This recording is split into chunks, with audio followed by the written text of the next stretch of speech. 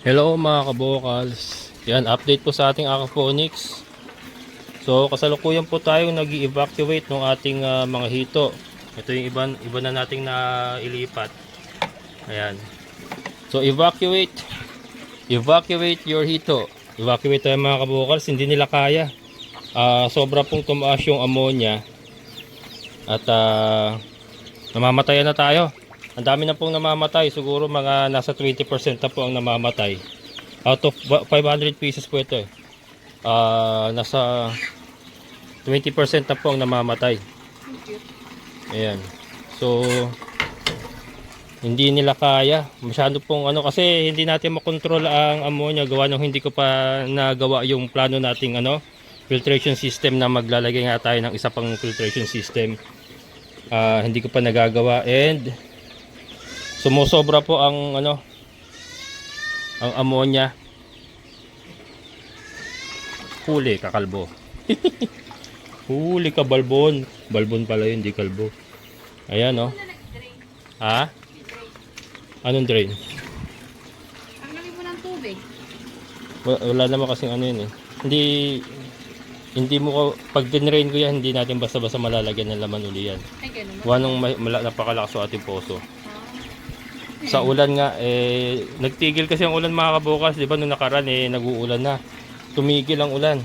Kaya mahirapan kang mahuli. Hindi, maisalba yung hanggat ilan yung maisasalba. Ayan. So, ito mga kabukals, nga ako. Inuunti-unti ko nang isalba kung ano po yung masasalba natin mga hito. Kasi mamamatay lahat ito mga kabukals sigurado. Pagka hindi natin to kinuha, mamamatay lahat. Ngayon hindi ko naman po ma-drain yung complete drain talaga tapos palit ng tubig kasi nga wala tayong malakas na source ng tubig. And umaasa lang tayo sa tubig ulan. Puminto ang ulan mga kabukals. Ilang araw na pong napakainit na naman. At wala nang ulan. Kaya isa lang nahuli ko. Ang dami nun na. Yun, dalawa. Hindi na nag-uulan mga kabukals. May gagawin ako dito mga kabukals para mapunan yung kakulangan natin na yun na wala tayong malakas water source na pwede tayo magpalit. Since aquaponics naman po tayo, eto, teka, tuloy na natin mamaya. Eto mga kabukals, sinasabi ko, may patay na naman naka-isang tabo na ako kanina. Ito may patay na naman tayo. Kanina po isang tabo na yung nakuha natin. Ito patay to. Patay yan mga kabukals. Isang tabo na yung nakuha natin kanina. Kahapon isang tabo din. Parang ayun, mayroon pang patay rin. 3 araw na po kasi na halos isang tabo yung nakukuha natin. Apart from yung mga previous days na mayroong 3, 5 ganon. Etong nakaraang 3 araw medyo matindi na yung namamatay. Tabo na talaga. Yan. Ito patay ito. Patay ito. Ito. Yan, mga patay mga kabukals Mga patay. Ito patay din. Yan. Marami pa rin pala. So mauubos talaga mga kabukals kung hindi natin nahanguin. Ayan patay. Ilan to? 4. 4. So mamamatay lahat kung hindi natin nahanguin. Again, sa mga bago sa channel ko mga kabukals, hindi po ito normal na fish pan na hito lang aquaponic system po with chicken kasi ang ating sistema. Ang naging problema po natin dito kasi yung ating filtration system.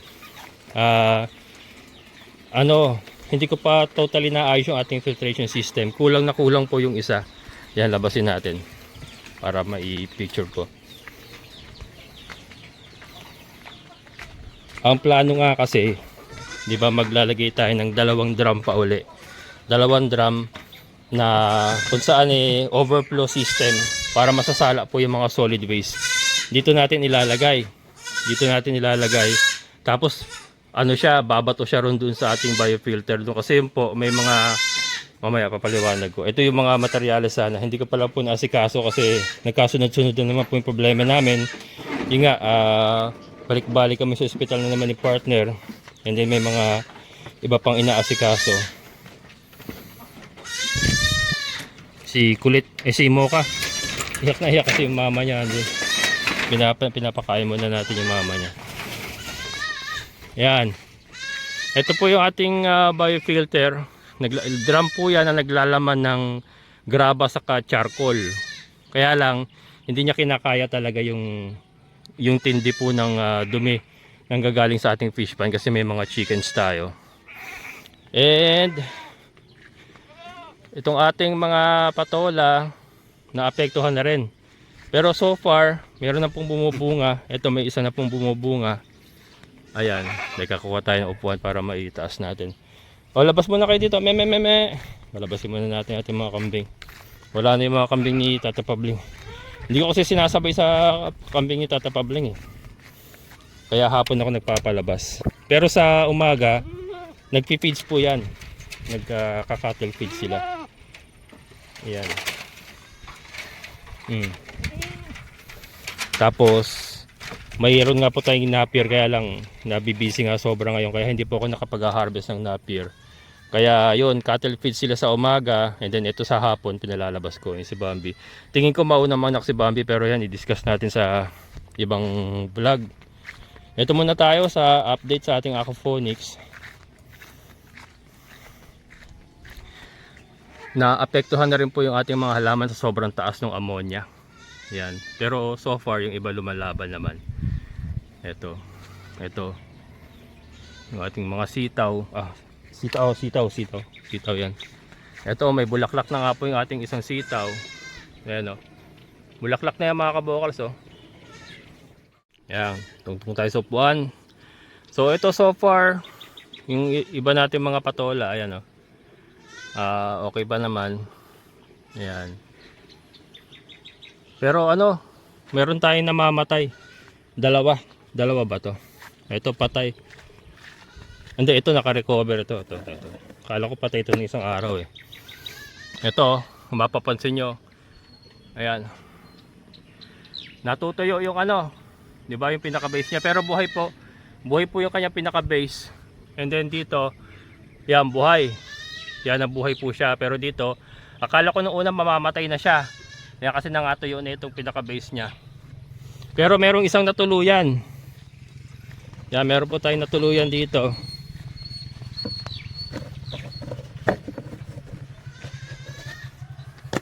Yan. Ito natuluyan mga kabokals. Ito natuyo na, 'di ba? Tuyo na. Patay talaga, Tege Bells. Ayan Patay talaga. And then ito naka-recover. Ayan. So din natuyo din yung pinaka-base niya. Pero nakaka-recover naman kasi buhay yung dulo niya. Ayan buhay yung dulo niya. Ayan. Asa na ba yung may bulaklak kanina? Ito. Ito may bulaklak na itong isa. Ayan. Bunga na ito. Kaya lang wala pa yan. Supot pa. Huwag sa supot pa yan mga kabukal. Supot. Supot. Ayan. So medyo naapektuhan din yung ating mga halaman. Sobrang taas yung ammonia mga kabokals, hindi kinakaya. Hindi kinakaya ng ating biofilter na i-convert from ammonia to nitrite and then nitrate. Nitrate po kasi kinakaya ng mga halaman natin.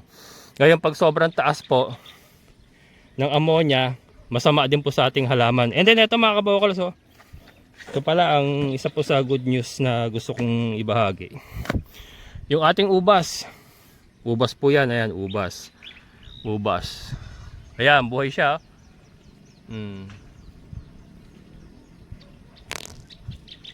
Yan, buhay po yung ating ubas.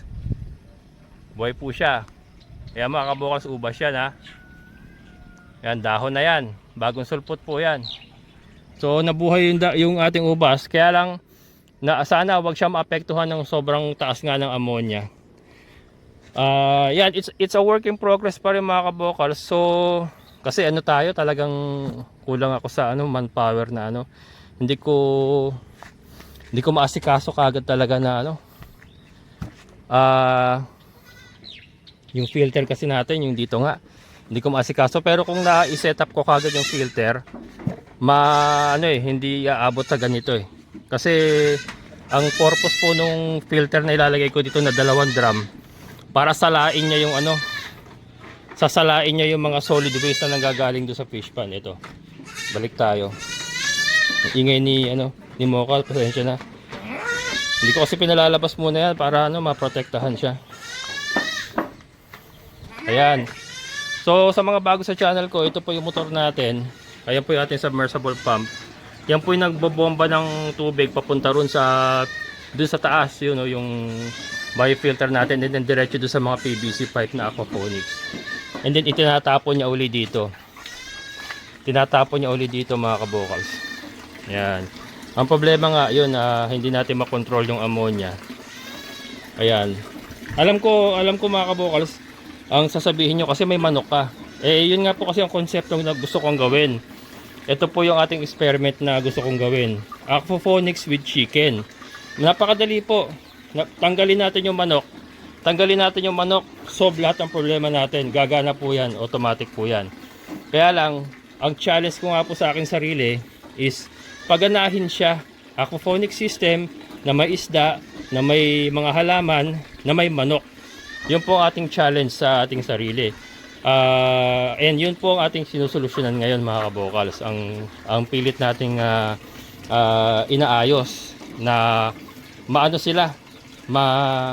maayos natin na lahat po sila magtutulungan para po mapagana po ang isang sistema ng aquaponics with chicken. Ngayon, since wala tayong malakas na source sa tubig, and then wala pang mga ulan-ulan, hindi tayo makapag-drain and replenish. Ang gagawin natin, yun nga, ini-evacuate nga muna natin as many as we can yung ating mga hito para hindi po maubos. As many as we can. Araw-araw po yan, meron pa ako ditong isang drum na naka-standby, and meron pa tayong isang lilinisin doon na paglalagyan natin. Ito, paglalagyan pa rin natin. Evacuation center pa rin po yan. Evacuation center. Ayan, araw-araw po yan. Hanggat may pagkakataon ako makapanghuli, huli ako ng huli para po maisalba natin as many as we can na hito. Mailagay muna natin dito. And then ito yung alagaan natin sa palit ng tubig muna.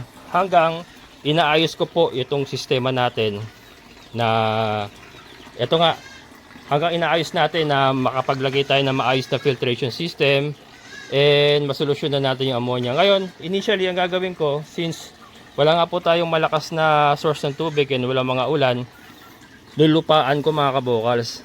Lulupaan ko. Yan, ito, nanguha ako ng mga lupa. Ang sinabi kong lulupaan, hahagisan natin ng lupa, mga kabokals. So yung flooring niyan, magkakaroon ng lupa. Yung flooring niyan, lahat yan, i-distribute natin yan. Mas kakapalan lang natin dito sa ilalim ng mga manok, pero lahat po yan magkakaroon po ng lupa sa ilalim. Ito, lupa. Yan, nakapanguha po ako. Ito nga, kasi hindi ako makapagtrabaho na mainit, kaya ito, alas 6 na naman, inabot na naman tayo ng napakainit kasi hindi ako makasabay sa tindi ng init. Kaya yan, mga bandang alas 4 na ako nakapanguha ng lupa. Lupa po yan, mga kabokals, yan, lupa. Isasaboy natin yan. Meron pa dito sa kabila. Marami yan. 1, 2, 3. Tapos may dalawang balde tayo ron. 3, tapos meron pa dito.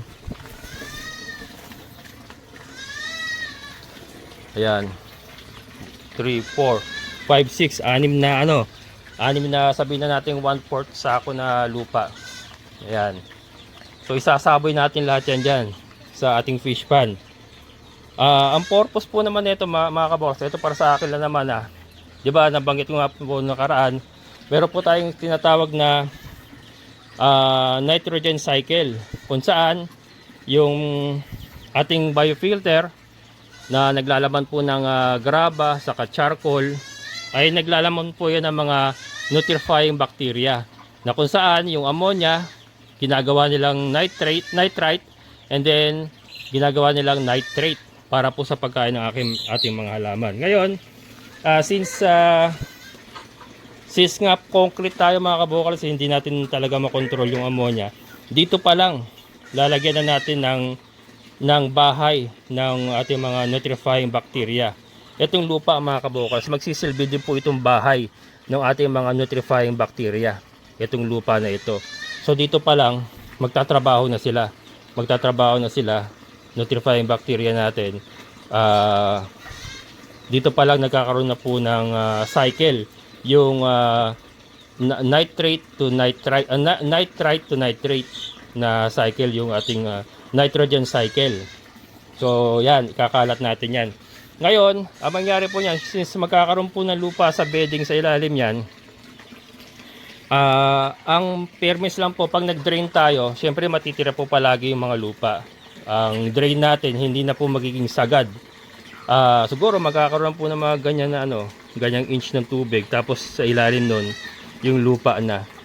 Okay lang po yung kasi ang lupa na mga kabukals, magsisilbi rin po itong parang taga bulok ba? Taga bulok ng mga dumi ng manok. Yung decomposition. I-decompose nila yung mga manok, yung mga tae ng manok.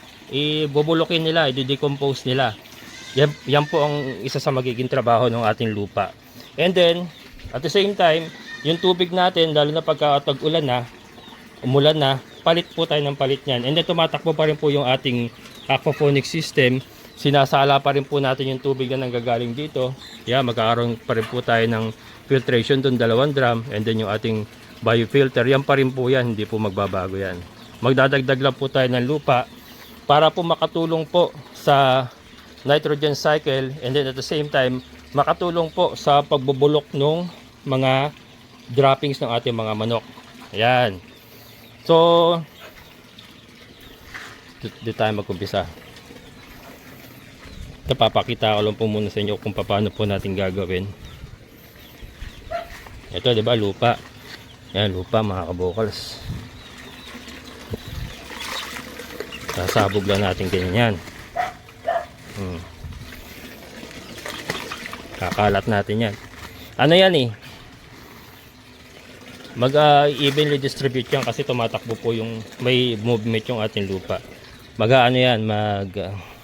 Evenly distribute yan. Importante lang maisabog natin pakalat. Ito lupa mga kabukals, I'm sure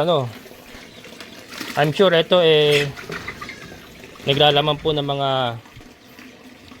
bacteria yan na makakatulong sa ating nitrogen cycle. Lupa. And yung ating mga hito, continuous pa rin po yung ating pagpo-pull out habang hindi tayo nakapagpapalit ng tubig pa. Hinihintay ko kasi tag-ulan, yung bang may bagyo ba na uulan ng 3 araw para po ma-drain ko yung laman ng ating fish pan, maitapon natin lahat ng tubig niya. Tapos yung ulan naman na magre-replenish. Yan. Ito okay lang naman 'to magputik. Baka isipin nyo, magpuputik yan kasi nilagyan mo lupa. Okay lang naman po yan kasi hito naman po yung ating isda. Hito, mudfish nga po tawag yan Kaya okay lang po yan kahit magputik po yan. Ang importante dyan, mapababa natin yung ammonia. Yan, so lahat po ito yan mamaya ko na talaga. Mahaba tayo masyado So lahat po ito, kaya nakaporma na po yan. Kung saan po siya nakatapat, doon ko siya uubusin. Ayan. Kung saan po sila nakatapat, doon ko siya uubusin. Yan. Diyan yan, para dyan yan. And then ito para dyan yan. Yan. Ayan kasi nagbabubbles na, halatang malapot na talaga yung tubig mga kabulas. Kaya hirap na rin talaga ating mga hito. Kahit gaanong tibay talaga, may breaking point talaga ang kahit na anong living things. So ayun, ito mga kabukas, mamaya ko na siguro matatapos ito dahil magpapakain pa muna tayo ng ating mga alaga. Pero yan pong idea na gagawin natin, ikakalat po natin lahat ng lupa na yan sa loob. Ayan. And then tuloy-tuloy lang po tayo sa pag-evacuate ng ating mga hito. Ito nga, makapanguhuli pa kaya tayo. Ay, hindi, may patay pa pala. Ayan. Hindi, mamaya na. Pero yan, inuunti-unti po natin silang inuunti-unti po natin silang huli-hulihin. And then may floating pellets tayo dyan. Yun ang ipinapakain natin sa kanila. Hindi naman na kailangan ng aerator nito mga to. Ang importante lang, mapalitan natin yung tubig. Regular na mapalitan yung tubig para hindi mag-build up ang ammonia. So yun, kailangan maisalba natin, makapagsalba tayo ng hanggat sa pinakamaraming makakaya natin na maisasalbang hito. Kasi pag hindi po natin ginawa to, sigurado ubos mga kabukals, ubos ang hito natin. Ubos yan, 500 pieces yan. Uubusin yan talaga. Ayan. Ito, mga buhay yan eh. Ayan, uhuliin natin yan, paunti-unti.